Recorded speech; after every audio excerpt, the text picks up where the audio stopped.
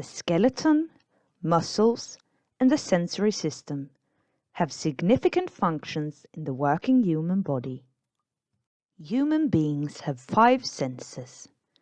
We have eyes that register and respond to light and color. We've got ears that register and respond to sound. A nose that registers and responds to smell. A tongue that registers and responds to taste. And skin and ears that register and respond to temperature, touch, vibrations, pain, and pressure. The function of the sensory system is to protect us and convey information, as well as making sure that the cells receive the stimuli. In our sensory system, there are sensory cells or receptors that respond to and register different types of stimuli in our body and in our surrounding environment.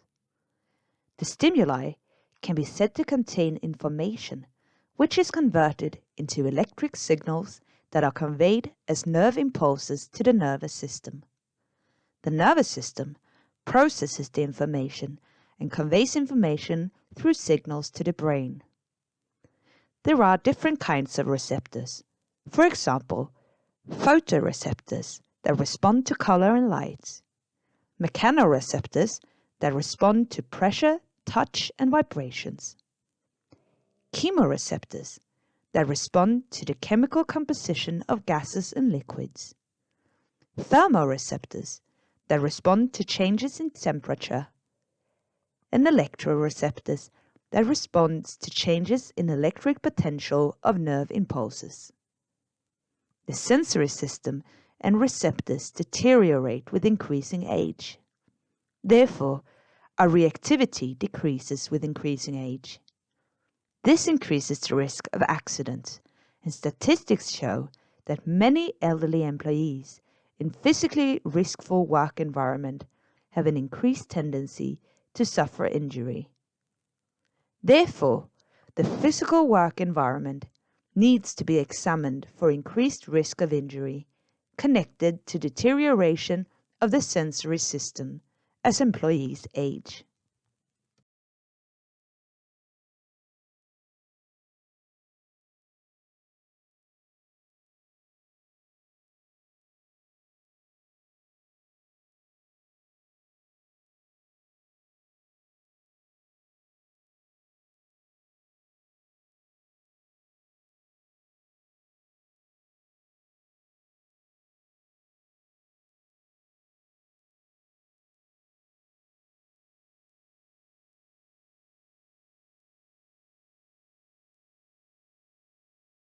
In our work, we use our skeleton, joints, muscles, and nerves.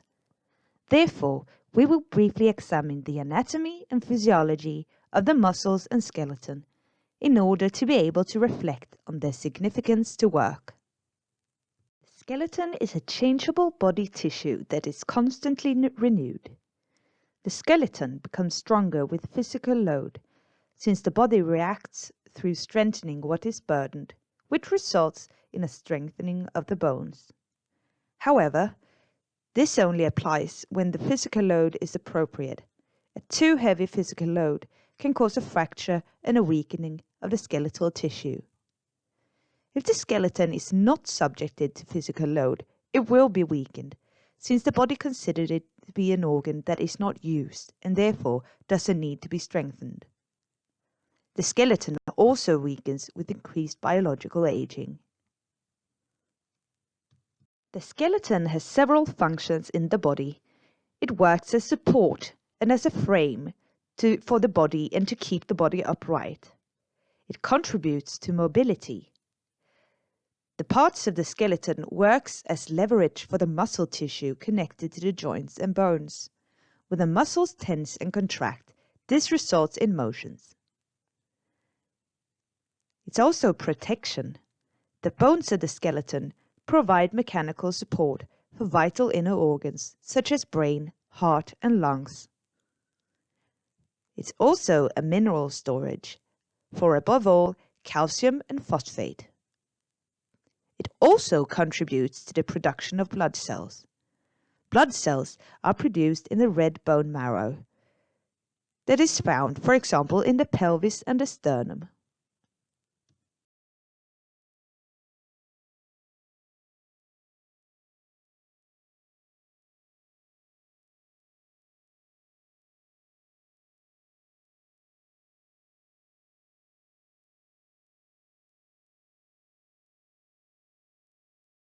The biomechanics of the spine. The human spine consists of 29 vertebrae that can be divided into the cervical spine or neck with 7 vertebrae, the thoracic spine with 12 vertebrae, the lumbar spine with 5 vertebrae, the sacrum with 5 vertebrae that are grown together, as well as the coccyx or tailbone with 4 vertebrae. If we examine the spine more closely, we can see that the different vertebrae are lines in curves. The reason for this is that the spine should cope with different physical loads. In order to distribute the physical load in a gentle way, the curvature of the spine needs to be maintained. Furthermore, there are discs that resemble small, soft pillows between each vertebra in order to soften the pressure between the vertebrae. The discs consist of a fibrous cartilage that encloses a gel-like core that changes depending on the pressure it's subjected to. The discs work as a shock absorber in the back. When the spine is leaned forward, the core of the disc is pushed backwards and puts pressure on the surrounding tissue of the disc, which can cause pain. Through strengthening the spine, the core of the disc is pushed back to its center and the pain diminishes. Inside the disc, there is a constant pressure. When sitting without back support, this pressure is higher than compared to walking or sitting with sufficient back support.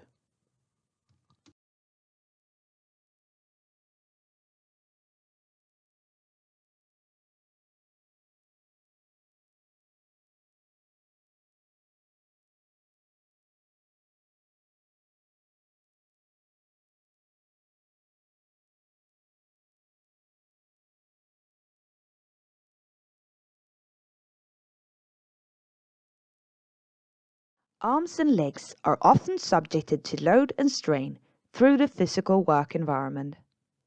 Arms and legs are called limbs or extremities in anatomy and are divided into upper and lower limbs.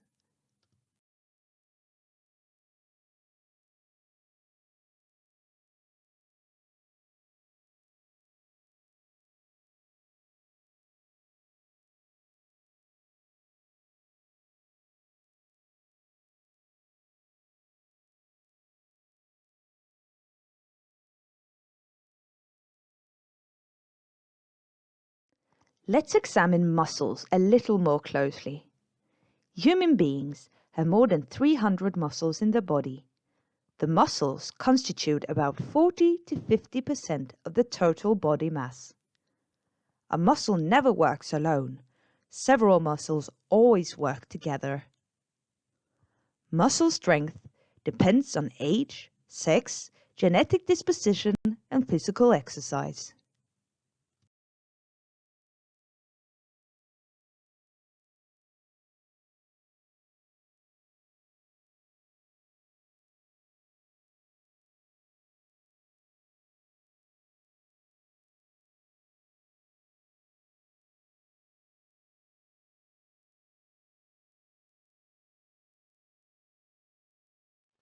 Det finns 3 typer av muskler i kroppen, vilka är olika uppbyggda och har lika struktur.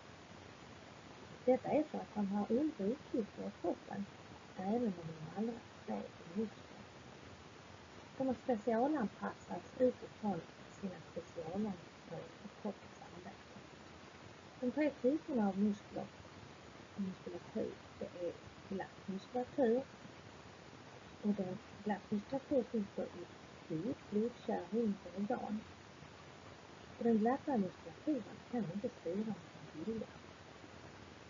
Det finns hjärtmuskulatur, vilket är en sorts muskulatur som enbart finns inom hjärtat Denna muskulaturen är en tvärstående muskulatur och i sin uppbyggnad liknar den skelettmuskulaturen, men det kan inte styra den vilja. Sen har vi den tvärstående skelettmuskulaturen, som då är förankrad i skelettet, som gör att örat kan röra och göra muskler. Och detta är en muskulatur som är då styrande för vilja. There are three kinds of muscles in the body that differ in structure and construction. This is because they have different tasks in the body, even if they're all muscles. They have been adapted according to their specific function in the body. The three types of muscles are smooth muscle cells, which we find in skin, blood vessels, and inner organs. These muscles are involuntary. The next one is the cardiac muscle cells, which we only find in the heart. These muscles are striated, like skeletal muscles, but they are involuntary. The third one is the striated skeletal muscle cells, which are connected to the skeleton, and these muscles are voluntary. When muscles work, they contract and relax in order to perform motions. The contractions are divided in dynamic and static muscle contractions. Dynamic muscle contractions are when the muscles both contract and relax during work. Dynamic muscle contractions help the muscles maintain a sufficient circulation of oxygen and nutrients, as well as sufficient excretion of waste products that emerge from the muscle contractions, for example, carbon dioxide and lactic acid. Examples of dynamic muscle contractions are, for example, in the arm when cutting a board using a handsaw, in the legs when walking or running, in the back and legs when lifting a box, in the arms and fingers when writing on a computer or smartphone. Static muscle contractions are when one or several muscles contract continuously. There is no time or opportunity for the body to excrete sufficient amounts of waste products that result from the continuous contraction of the muscle. Furthermore, the body has no possibility of delivering enough oxygen and nutrients to the contracted muscles. The muscles can begin to ache due to lack of oxygen and nutrients, as well as the surcharge of lactic acid and waste products. Examples of static muscle work can be stationary work with a static load of leg and back muscles, or using a nail gun or pressure washer when the muscles of hands and arms need to continuously contract in order to keep the machine in the same position without changing grip. When carrying heavy objects, or when the muscles of the hand and arm that keeps the board still when cutting it with a handsaw, or the muscles of arms, back and legs and stomach when doing the plank exercise. There is a difference between whether the body's muscles are exposed to static or dynamic muscle contractions. The static muscle contractions result in higher energy consumption, increased pulse or heart rate, and a need of longer time for recuperation. The physical work environment and work tasks need to be examined in working life and the workplace in order to decrease the static muscle contractions to the largest extent possible. A muscle or muscle group that is statically contracted tires more quickly than when dynamically contracted, and in the end numbs the muscle fibers. The blood circulation decreases and the delivery of oxygen and nutrients, as well as the excretion of waste products, is obstructed. If the sense of tiredness is ignored, pain emerges in the muscles and increases the risk of strain problems in the skeleton, joints, muscles, and nerves due to the work situation.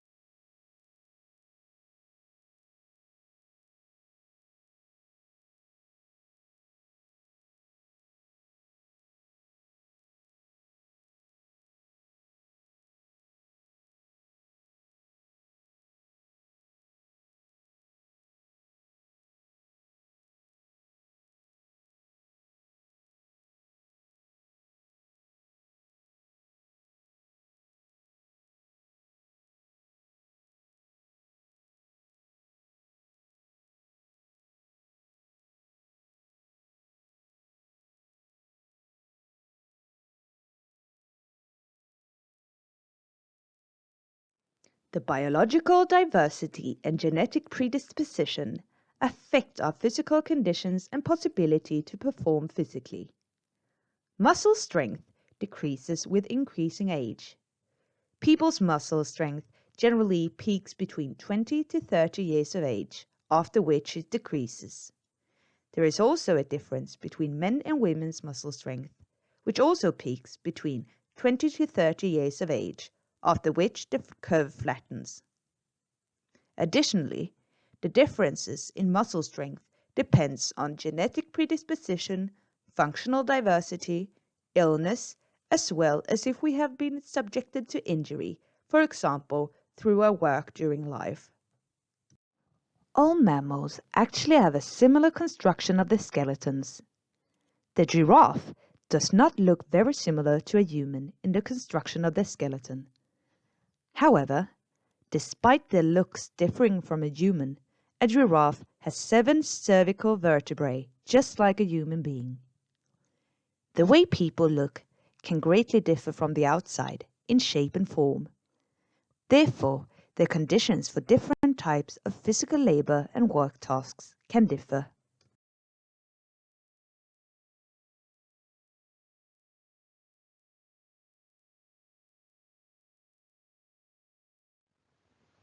Det finns en minskad toleransnivå för den fysiska arbetstagarens med ökad ålder. Arbetets karaktär, arbetsuppgift, arbetets utformning och organisering samt miljön som arbetet utförs i har därför stor betydelse. Den fysiska arbetsmiljön behöver därför ses över och anpassas utifrån individens biologiska ålder. In general, there is a decreased tolerance level for physical demands of work with increasing age. Therefore, the character of work and work tasks, design and organization of work, as well as the work environment, are of great significance. The physical work environment needs to be examined and adjusted based on individuals' biological aging.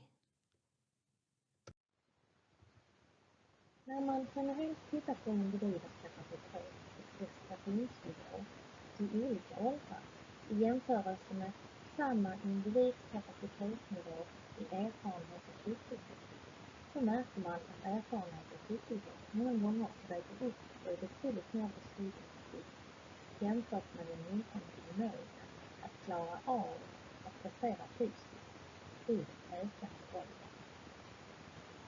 When studying individuals' general capacity to perform in different ages, compared to the same individual's capacity of experience and skill, it's noticeable that experience and skill in many cases prove more significant compared to the decreased ability and capacity to perform physically. Everyone has different physical conditions to work based on our genetic predisposition and biological diversity. This is of great importance in the physical work environment. Regarding age, most people have their physical peak at 20 to 30 years of age. Thereafter, muscle strength, skeleton, oxygen uptake capacity, sight, hearing, reactions, etc. deteriorate. Regarding sex, women in general are shorter and have a slightly different body shape than men.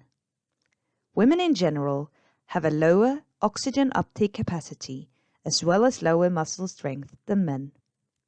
Additionally, there are differences in muscle strength depending on functional diversity, genetic predisposition, illness, as well as if we have been subjected to injury, for example through our working life.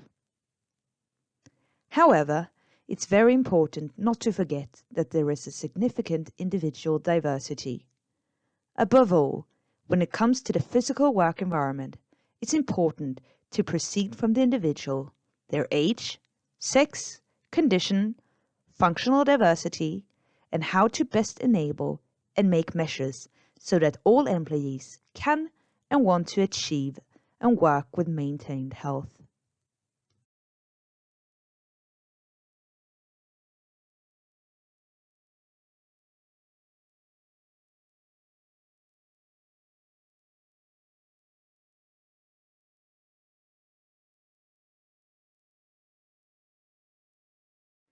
Take a few moments to consider and reflect on the following questions. How do you work in your physical work environment, based on your physical conditions and capacity regarding skeleton, joints, muscles, nerves, and sensory system? How does your co-workers in the workplace work, based on their physical conditions and capacity regarding skeleton, joints, muscles, nerves, and sensory system?